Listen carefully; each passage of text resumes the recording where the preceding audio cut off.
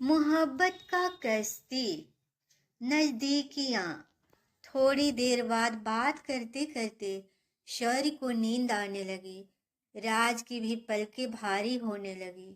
शौर्य तो पहले ही लेटा हुआ था, इसलिए वह आंख बंद करके सो गया।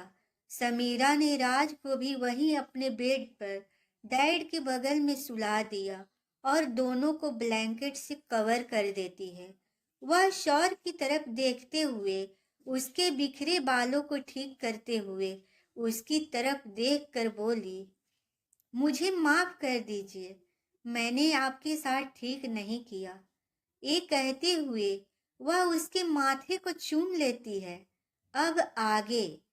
इसके साथ ही समीरा की आंखों से आंसू का एक बूंद निकलकर शौर्य के फेस पर आ जाता है और वह गहरी नींद में होता है, इसलिए इसका पता नहीं चलता है।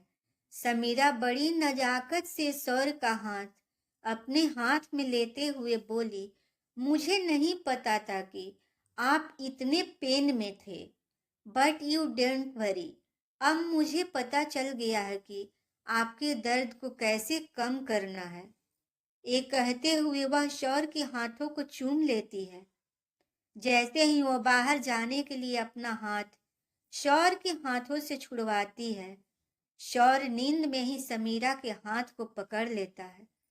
शौर्य के इस हरकत पर समीरा स्माइल करने लगती है। वह वहीं रुक जाती है। वह थोड़ी देर तक दोनों डैड और सन को निहारने लगती है, जो सोते हुए बेहद क्यूट लग रहे थे।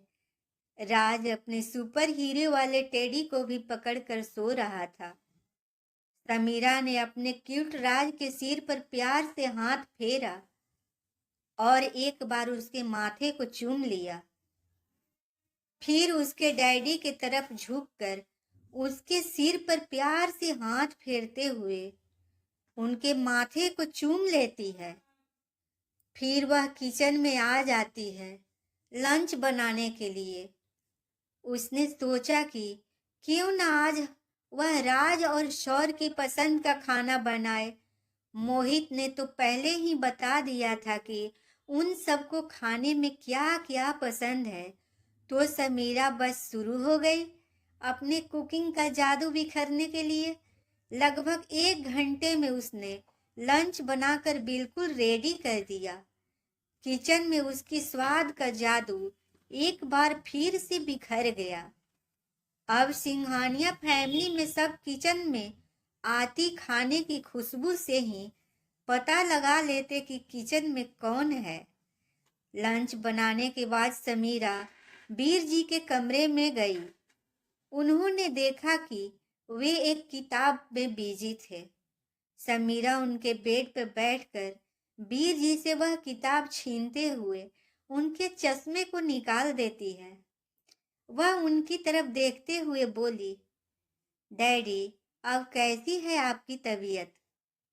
वीर जी अपने फेस पर एक ब्राइट स्माइल लाते हुए बोले, बस मेरी बेटी के हाथों के जादू से अब मैं बिल्कुल ठीक हो गया हूँ।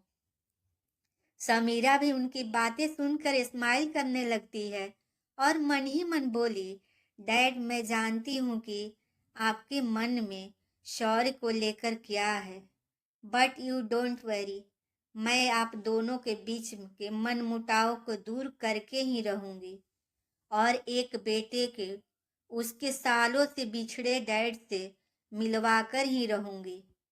समीरा को इस तरह से सोचता देखकर वीर जी उनकी तरफ देखते हुए बोले, बेटा कहाँ खो गई तुम? कहीं भी तो नहीं डैड, चलिए मैं आपको लंच के लिए बुलाने आई थी। वीर जी समीरा के पीछे पीछे डाइनिंग टेबल की तरफ जाने लगे। समीरा दादाजी के कमरे की तरफ गई और उन्हें भी लंच के लिए बुला लाई। मोहित और अंश भी बातें करते हुए डाइनिंग टेबल पर की तरफ आ रहे थे। दोनों किसी बात को लेकर बहस करने में लगे हुए थे कि वो दोनों को नाक में समीरा के बनाए खाने की टेस्टी खुशबू घुलने लगी। वे अपना बहस भूलकर डाइनिंग टेबल की तरफ दौड़े चले आए। समीरा ने सबको लंच सर्व कर दिया और वहां खड़ी हो गई। उसे इस तरह खड़ा देखकर दादाजी बोले, बेटा आप खड़ी क्यों हैं? बैठिए और लंच कीजिए। समीरा, दादाजी शौर्य और राज ने भी लंच नहीं किया है, तो मैं उन दोनों को लंच करवाने के बाद ही लंच करूंगी। दादाजी ने समीरा से फिक्र भरे टोन में पूछा, बेटा अब कैसी है शौर्य की तबीयत? समीरा उनकी तरफ देखते हुए बोली, डोंट वरी दादाजी, वो अब पहले से काफी ठीक हो चुके हैं। दादाजी समझते थे कि यह सौर की केयर का ही जादू है जिससे सौर इतनी जल्दी रिकवर हो पाया। ये कहते हुए वो किचन की तरफ चली गई और लंच की ट्रॉली लेकर अपने कमरे में आ गई। उसने देखा कि दोनों बाप बेटे अभी भी इत्मीनान से सो रहे थे। दोनों को इस तरह देखकर समीरा को दोनों पर बहुत प्यार आ रहा था। उसे मन तो नहीं कर रहा था कि वो उन्हें उठाने पर लंच करना भी जरूरी था, इसलिए वह लंच की ट्रॉली टेबल के पास रखकर उन्हें जगाने के लिए बेड की तरफ गई। वह राज को सिर पर प्यार से हाथ फेरते हुए उसके गालों पर थपकी देकर उसे उठाने लगी। बेटा चलो उठ जाओ, आपको भूख लगी है ना? देखो मम्मा आपके लिए आपका फेवरेट डिश बनाई है। फेवरेट डिश का नाम सुनते ही राज की आंखें खुल गई। वह अपनी मम्मी की प्यारी प्यारी आंखों से समीरा की तरफ देखते हुए अपने दोनों हाथ उठा देता है। समीरा उसके इस क्यूट से हरकत पर स्माइल करने लगती है और उसे अपनी गोद में उठा लेती है। राज उसके गले में लिपटे हुए ही बोला, मम्मा राज को बहुत भूख लगी है।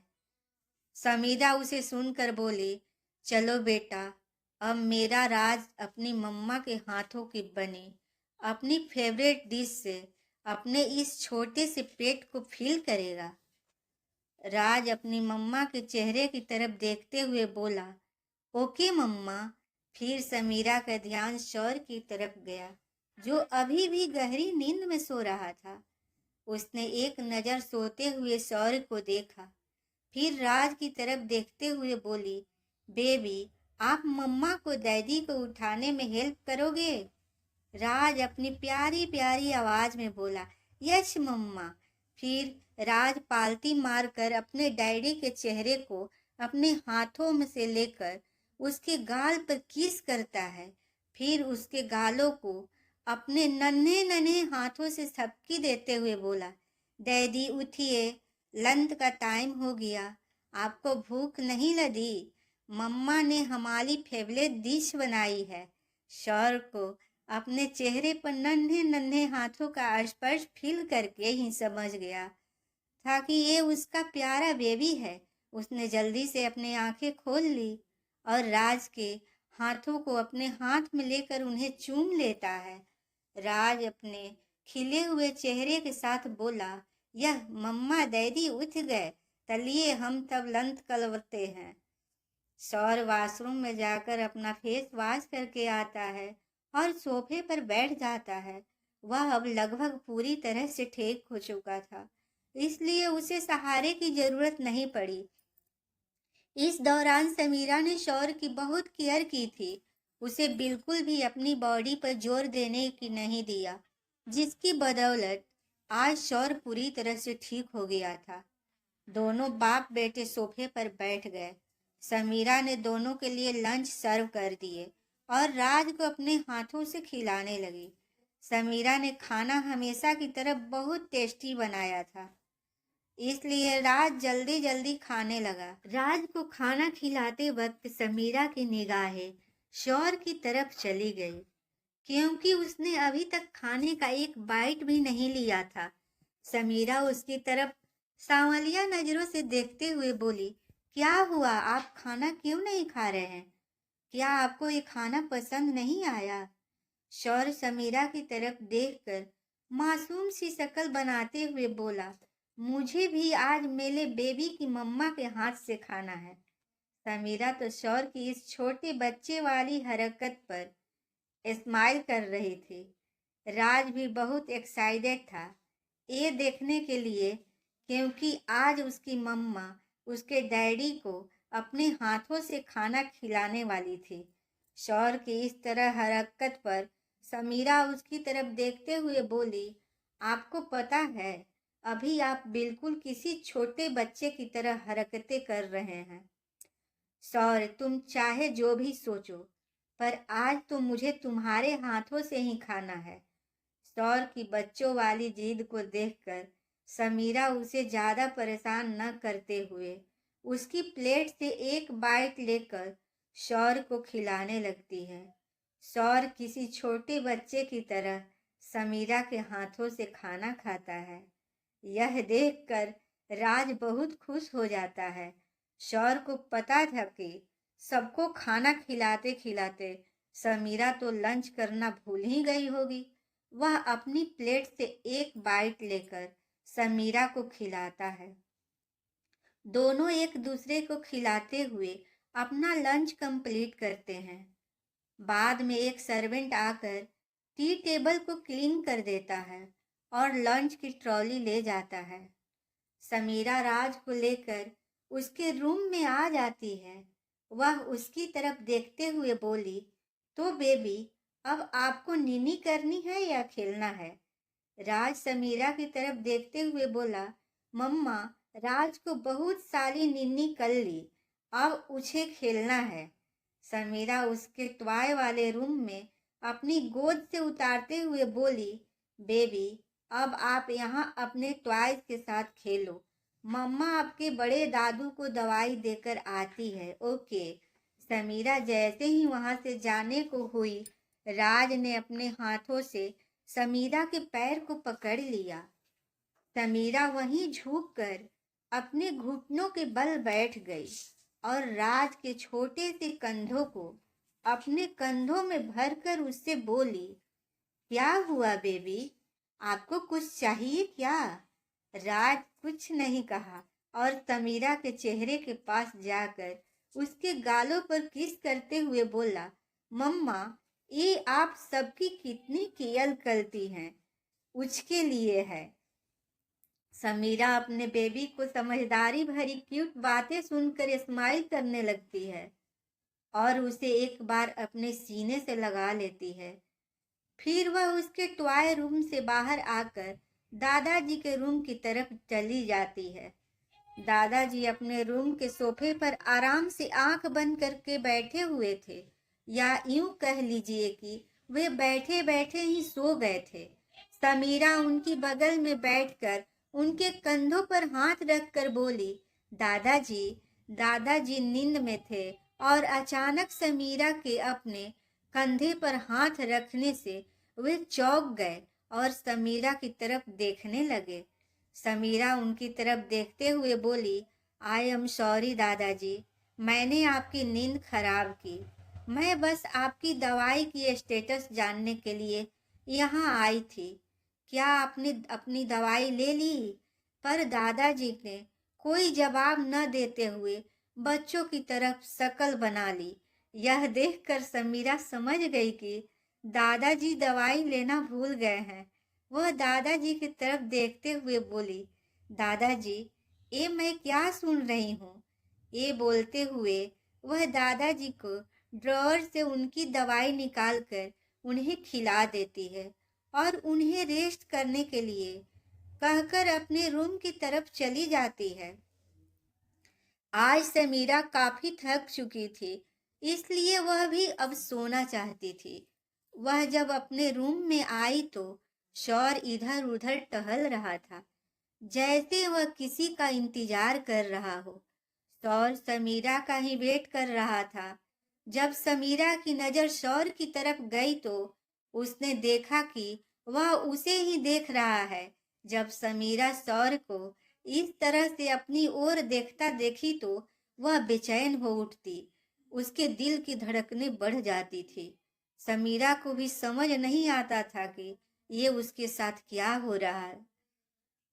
इस वक्त भी शौर की आंखें समीरा पर टिकी हुई थी आज उसके आंखों में एक अलग ही जुनून दिखाई दे रहा था, जो समीरा को काफी हद तक बेचैन कर रही थी। जब समीरा ने शौर को अपनी तरफ बढ़ते देखा तो वह और भी घबरा गई।